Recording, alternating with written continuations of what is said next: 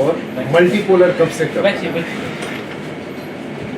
Sir अगर हम unipolar को माने तो जो इंडस्ट्रियल रेवोल्यूशन के आसपास का जो समय था उसके पहले और उसके बाद तक का भी, जिसमें कि ब्रिटिश और ब्रिटिश कॉलोनी सिस्टम में विश्व के बड़े भूभाग पर अपना नियंत्रण स्थापित किया, तो उसे हम सिंगल पोलर वर्ल्ड को कह सकते हैं।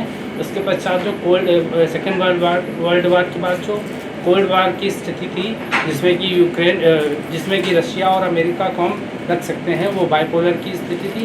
वर्तमान परिस्थितियों को अगर हम देखें तो जिस प्रकार की रशिया, चाइना, अमेरिका और यूरोप के कुछ देश, इसके अलावा भारत, इस तरह के जो देश हैं, तो इसे हम मल्टीपोलर वर्ल्ड के नाम में रख सकते हैं। अच्छा, ये ग्लोबलाइजेशन जो है ये क्या मल्टीपोलर से कनेक्ट कर सकते हैं ग्लोबलाइजेशन को? ये सर ग्लोबलाइजेशन को मल्टीपोलर से डायरेक्ट कनेक्ट कर सकते हैं, क्योंकि जैसे ग्लोबलाइजेशन बढ़ा है तो उसमें जो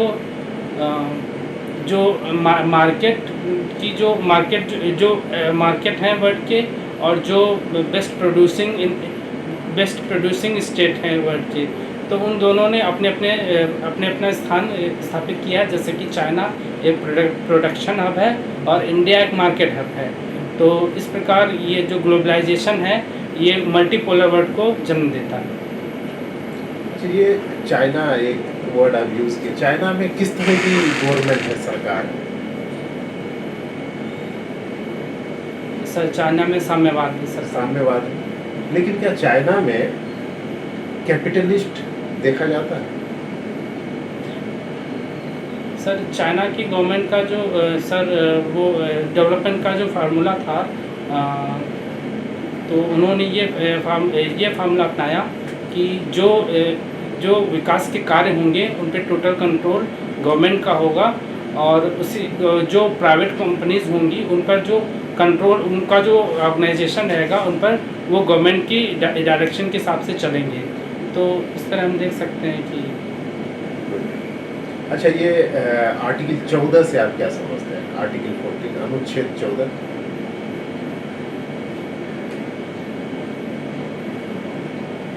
सर मैं निकाल नहीं कर रहा। अच्छा, ये जो है भारत का जो संविधान है, लिखित संविधान है, ब्रिटेन का जो संविधान है लिखित नहीं है। क्या वजह है कि ब्रिटेन ने जो है अपना जो संविधान जो है लिखित रूप में नहीं रखा? सर मैं इसमें अनुमान लगाना चाहूँगा। हाँ, लगाइए।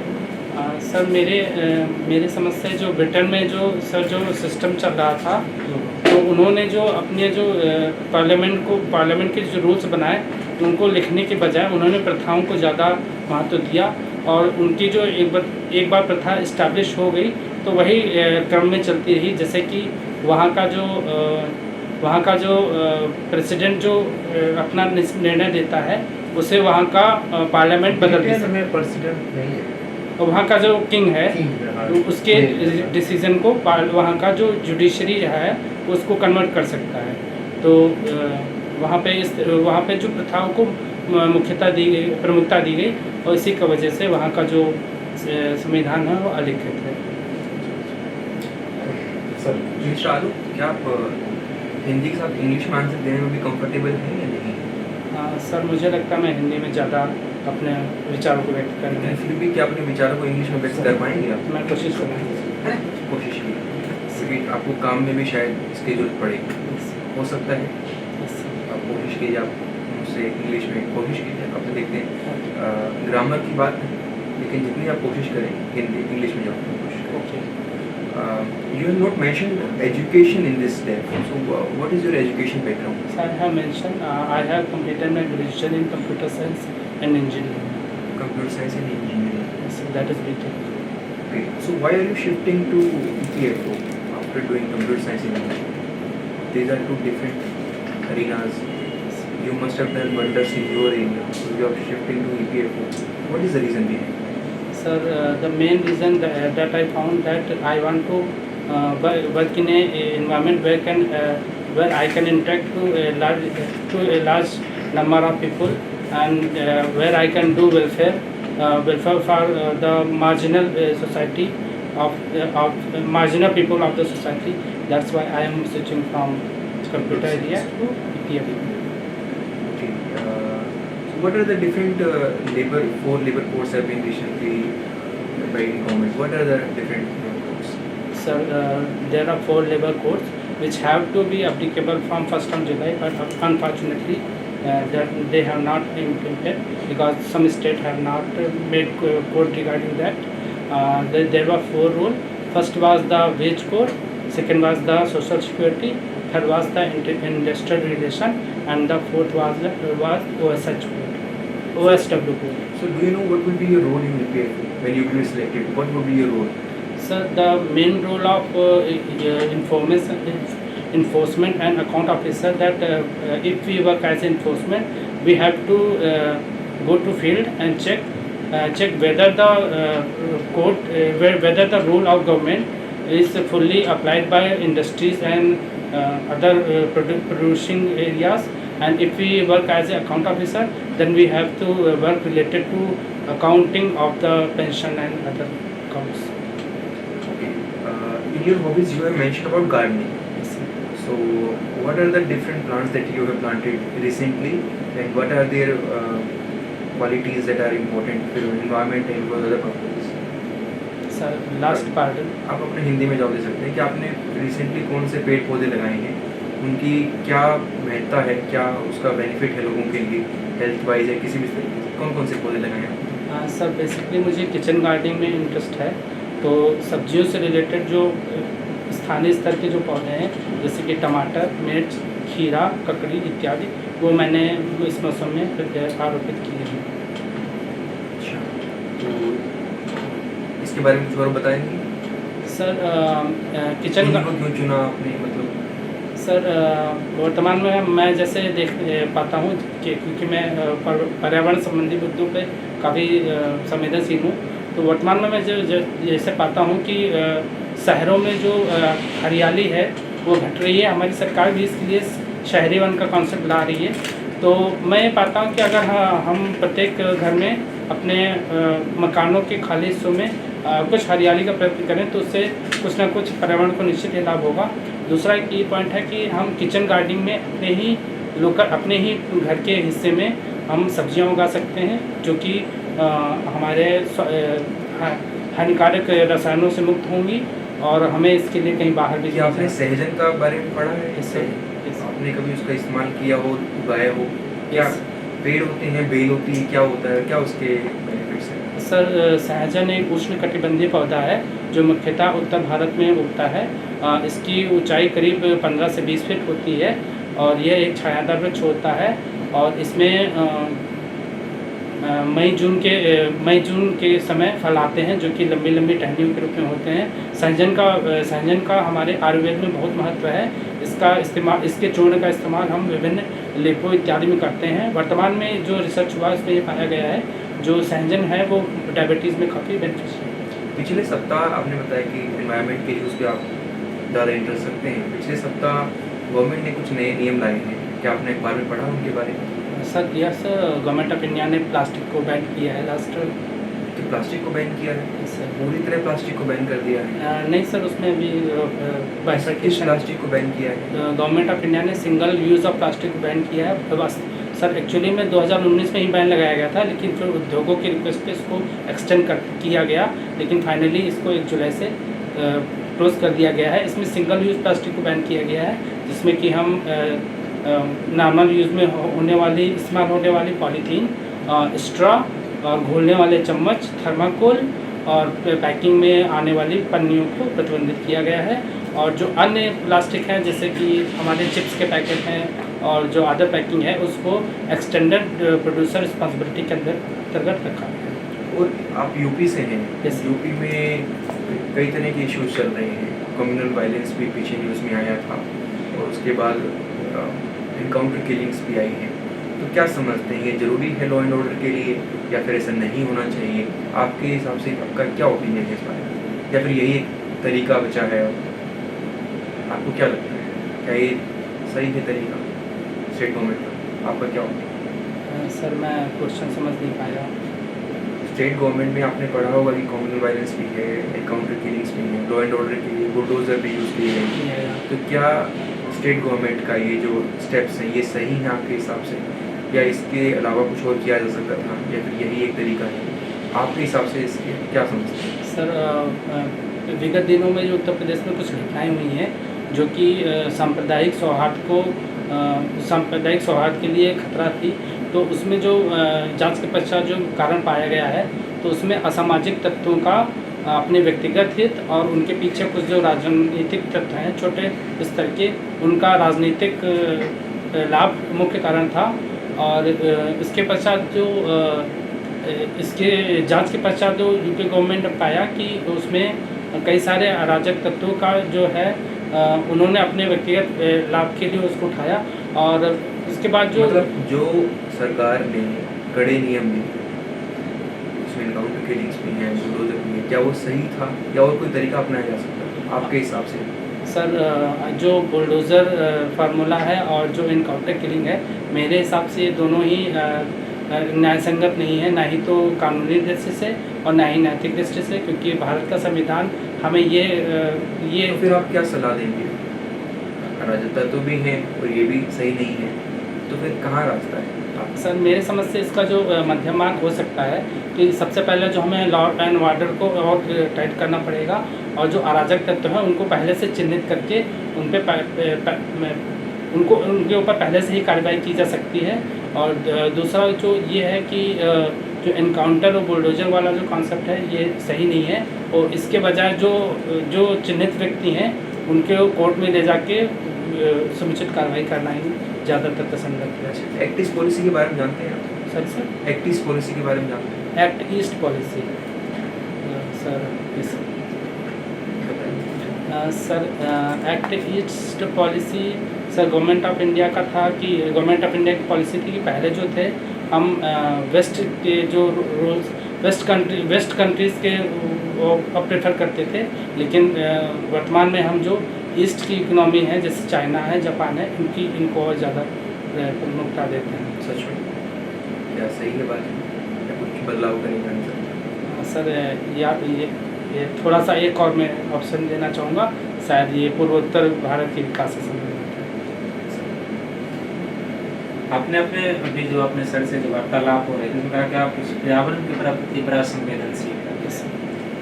आप हमें बताइए कि black carbon, blue carbon, brown carbon और ग्रीन कार्बन का कॉन्सेप्ट क्या है? बिल्कुल संक्षिप्त। Black carbon, blue carbon, brown carbon, green carbon. Sir मुझे सारे कार्बन के फ्रूटों के बारे में नहीं पता, लेकिन एक दो के बारे में मुझे जो आप जानते हैं। सर ब्लैक कार्बन जो मिल रही है वो जो हम फॉसिल फ्यूल यूज़ करते हैं उससे जो कार्बन प्रोड्यूस होता है उसको कहा जाता है। जो ग्रीन कार्बन है जो हमारे जो वनस्पतियों और पौधों इत्यादि में है उसको हम ग्रीन कार्बन कहते हैं। ठीक है। अच्छा, जैसे बताइए कि एक होता है zero budget natural farming, Bharat सरकार इस तरह काफ़ी स्वीकृति हो रही है, और एक है ऑर्गेनिक फार्मिंग। दोनों में क्या अंतर है? Sir zero budget natural farming में मेनली जो हम इस तरह के कृषि उपायों को अपनाते हैं जिसमें कि उसका जो हमारा जो कृषि का लागत है, इनपुट लागत है, उसको शून्य की तरफ हम ले जाने की कोशिश करते हैं। जैसे कि उसमें जीरो टिलेज होता है, और इसमें जो केमिकल जो खाद है, चाहे कि वो केमिकल हो या किसी पे, उसको हम कम से कम रखते हुए जो भूमि की जो नेचुरल पावर है उसी को यूज़ करते हैं, तो इसे जीरो बजट नेचुरल फार्मिंग कहते हैं। और दूसरा जो ऑर्गेनिक फार्मिंग है उसमें हम रासायनिक खादों कम यूज़ करते हैं, जो जैविक खादें हैं उनको महत्वता देते हैं। वो दोनों तो सेम ही हुआ, उसमें भी हम यही करते हैं, इसमें भी वही। सर उसमें जो जीरो बजट नेचुरल फार्मिंग में हमारा मेन फोकस होता है कि जो हमारा इनपुट कॉस्ट है वो कम से कम रहे, और ऑर्गेनिक फार्मिंग में हमारा ये मेन ऑब्जेक्टिव होता है कि केमिकल का यूज़ कम से कम हो। जैसे कार्बन न्यूट्रल कृषि क्या होता है? सर कार्बन न्यूट्रल एक संकल्पना है जिसके अंतर्गत हम ये देखते हैं कि हमारा जो टोटल कार्बन बजट है किसी भी देश का या किसी भी व्यक्ति का, तो वो न्यूट्रल है। इसका मतलब ये है कि जैसे कि हम कोई व्हीकल यूज़ कर रहे हैं और वो एक दिन में 1 किलोग्राम कार्बन उत्पन्न करता है, तो हम उसको कैसे रिप्लेस कर सकते हैं, जैसे कि हम उतनी ही मात्रा में पेड़ लगा दें या किसी और विधि से वातावरण से उतना ही कार्बन हटा लें, जिससे हम कार्बन न्यूट्रल को पेपर पढ़ा है आज का? हाँ, यस। आज 4 इंटरनेशनल न्यूज़ बताइए जो आपको पढ़े हैं। इंटरनेशनल नेशनल न्यूज़ ही बताइए सर। नेशनल न्यूज़ में जो मेन था कि भाजपा ने एक सौहार्द यात्रा लागू की है, जो देश में जो सांप्रदायिक माहौल समीकरण बिगड़ा है उसके लिए। इसके अलावा जो द्वितीय न्यूज़ है कि भारत में जो NPA है वो काफ़ी 1.7 की रेंज में आ गया है, तो उसके रिगार्डिंग जो कुछ नए नियम RBI चाह रहा है उसको है। दूसरा जो तीसरी न्यूज़ है कि सर जो प्रेसिडेंट ऑफ इंडिया का इलेक्शन है उसके रिगार्डिंग जो झारखंड में कैंपेनिंग चल रहा है श्रीमती मुर्मू जी का। अच्छा, भारत में जो राष्ट्रपति का चुनाव होता है उसकी एक पद्धति है, उसके बारे में थोड़ा संक्षिप्त बताइए। सर, भारत में राष्ट्रपति का जो चुनाव है वो एकल संक्रमणी मत प्रणाली के द्वारा होता है। इसमें इसका क्या अर्थ होता है? एकल संक्रमणीय मत प्रणाली जो शब्द हम लोग यूज़ करते हैं, इसको थोड़ा सा बताइए, इसका क्या अर्थ होता है? सर, इसमें बेसिकली ये कॉन्सेप्ट होता है जो जितने भी जो वोटर होते हैं प्रेसिडेंट इलेक्शन में, वो जितने भी उम्मीदवार होते हैं तो वो उनका एक क्रम निर्धारित करते हैं, वरीयता क्रम के हिसाब से देते हैं कि मेरा प्रथम वरीयता ये है, द्वितीय ये है। उसके पश्चात जैसे सबका काउंटिंग होता है और सबका फर्स्ट प्रेफरेंस काउंट होकर अगर किसी को बहुमत नहीं मिल पा रहा है तो वो सारे उठा के सभी उम्मीदवारों में बराबर हिसाब से बांट दिए जाते हैं। फिर सेकंड जो मेंबर हैं उनकी काउंटिंग के सेकंड जो प्रेफरेंस है उनकी काउंटिंग की जाती है। ये क्रम चलता रहता है जब तक किसी को बहुमत ना प्राप्त हो। अच्छा, ठीक है, आप ये बताइए कि आप अपनी 5 क्वालिटी बताइए जिसके कारण आपका हम सिलेक्शन करेंगे। सर, जो पहली सबसे प्रमुख अपना मैं गुण रखना चाहूँगा वो मेरी इंटीग्रिटी है। दूसरा है कुछ उदाहरण देके बताएंगे अपने बारे में कि आपने अभी से जो लाइफ आपने जिया है उसमें कोई ऐसा अवसर आया जिसमें आपने इंटीग्रिटी का पालन किया? कुछ उदाहरण देके जो हुआ हो आपके साथ आपने किया, कैसे हम सकते हैं कि आपके अंदर इंटीग्रिटी है? उसको एग्जाम्पल होनी चाहिए।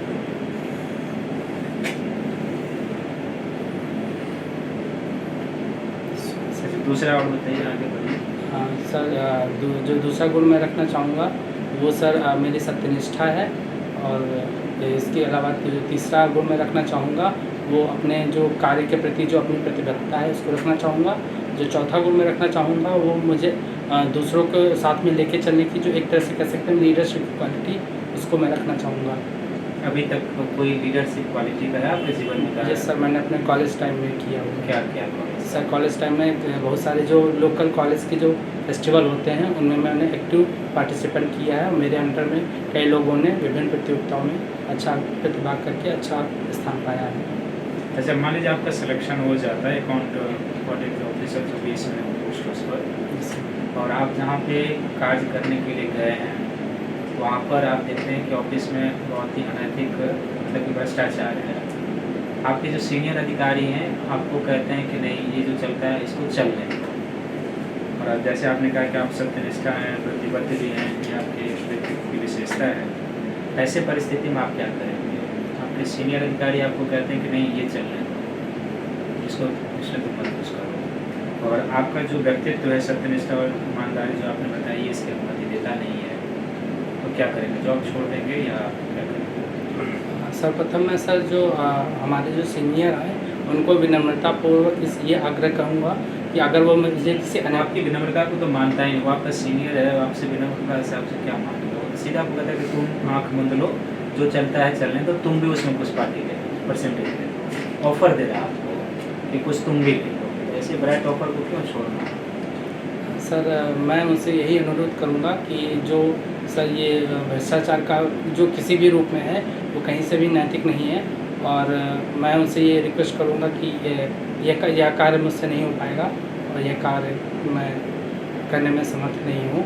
अब मैं इसे जो लीगल तरीका है उसी से करने के लिए समर्थ हूँ। क्या लीगल तरीका, लीगल क्या स्टेप उठाएंगे? सर लीगल मतलब जो भी नियमानुकूल होगा मैं उसी को करने की तरजीह दूँगा।